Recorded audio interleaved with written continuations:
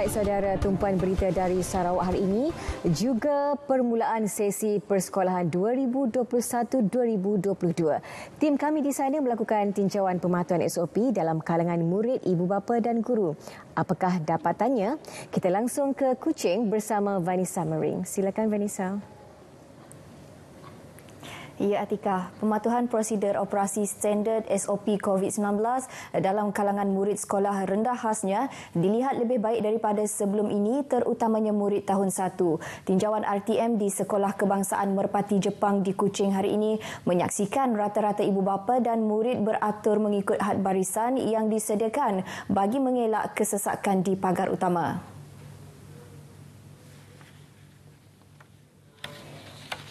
Peningkatan kesedaran tentang perlindungan dan keselamatan diri juga dapat dilihat dengan ada antara pelajar yang dibekalkan oleh ibu bapa mereka dengan cecair pensanitasi tangan. Pengarah Pendidikan Negeri Sarawak Dr. Norisah Suhaili yang dihubungi menyatakan seramai 339,371 daripada murid prasekolah hingga tingkatan 6 di Sarawak akan menghadiri sesi bersemuka. Ini melibatkan sejumlah 1,265 sekolah rendah dan 193 sekolah menengah yang mana 203 sekolah rendah mengadakan penggiliran dan 180 buah sekolah bagi penggiliran sesi sekolah menengah. Sesi persekolahan penggal ketiga 2021-2022 bermula hari ini bagi sekolah di Negeri Kumpulan B iaitu Melaka, Negeri Sembilan, Pahang, Perak, Perlis, Pulau Pinang, Sabah, Sarawak, Selangor, Kuala Lumpur, Labuan dan Putrajaya. Perkembangan berkaitan. Hasil tinjauan di beberapa sekolah di Sarike juga menyaksikan ramai ibu bapa yang menghantar anak-anak menitik berat SOP COVID-19 yang ditetapkan.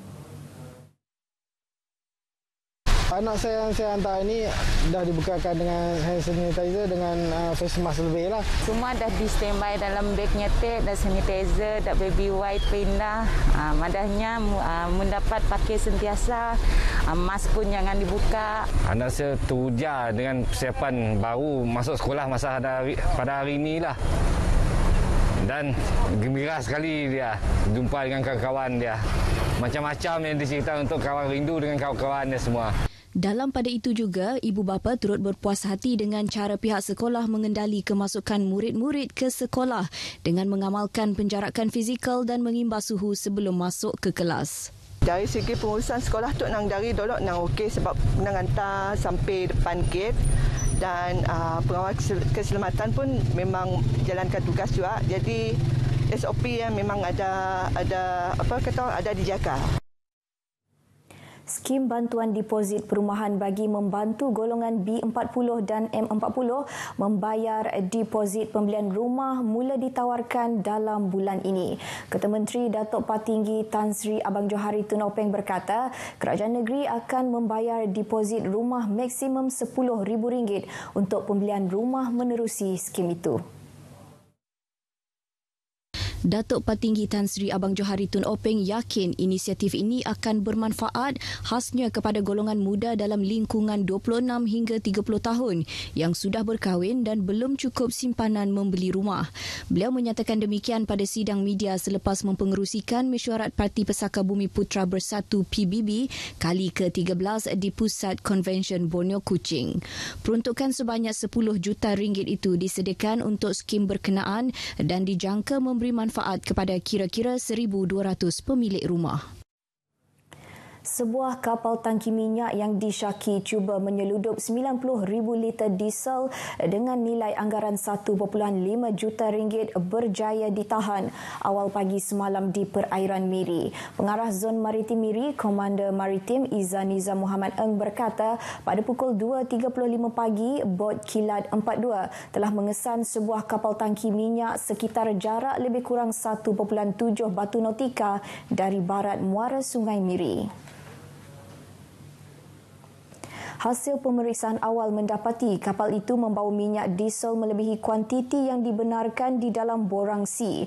Dalam kenyataan medianya hari ini, beliau menyatakan vesel tersebut disyaki telah melakukan beberapa kesalahan, antaranya kesalahan di bawah Ordinan Perkapalan Saudagar 1952 kerana vesel tiada master serta domestic shipping license dan kesalahan di bawah Akta Kawalan Bekalan 1961 dibaca bersama Peraturan Kawalan Bekalan 1974 kerana tiada dokumen Surat Control Supplies Act. Kapal yang dikendalikan 4 kru termasuk tekong kesemuanya warga Indonesia berumur 23 hingga 51 tahun itu sedang berlayar dari perairan Baram menuju ke Miri sebelum ditahan oleh Penguatkuasa Maritim Malaysia. Kesemua kru kapal ditahan dan diiring masuk ke jeti Pusat Tahanan Vesel Zon Maritim Miri untuk siasatan lanjut oleh pegawai penyiasat. Sebuah lot kedai di tingkat 3 berhampiran Pasaraya Fali di Sibu musnah dalam kebakaran pagi tadi. Menurut Ketua Balai Bomba dan Penyelamat Balai Bomba Sibu Sentral, Suna Kaha, pihak bomba menerima panggilan kecemasan pada pukul 9.21 pagi tadi. Sejurus menerima panggilan 13 anggota bersama sebuah jentera, sebuah pacuan 4 roda dan sebuah ambulans bomba bergegas ke lokasi kejadian. Menurut Suna Kaha, kebakaran melibatkan sebuah lot kedai yang dijadikan tempat tinggal 7 orang daripada 3 buah keluarga. Api dapat dikawal pada jam 09.44 dan api dapat dipadam sepenuhnya pada pukul 10 minit pagi lah. Dan dipahamkan bahawa tiada melibatkan mangsa. Beliau yang ditemui di lokasi kejadian memberitahu punca dan jumlah kerugian masih dalam siasatan. Mengulas lanjut, katanya proses pemadaman adalah lancar memandangkan tekanan air yang baik di lokasi kejadian. Selain pihaknya turut dibantu oleh seorang kontraktor elektrik yang meminjamkan skylift untuk memudahkan pihak bomba memadamkan api di tingkat 3 bangunan tersebut.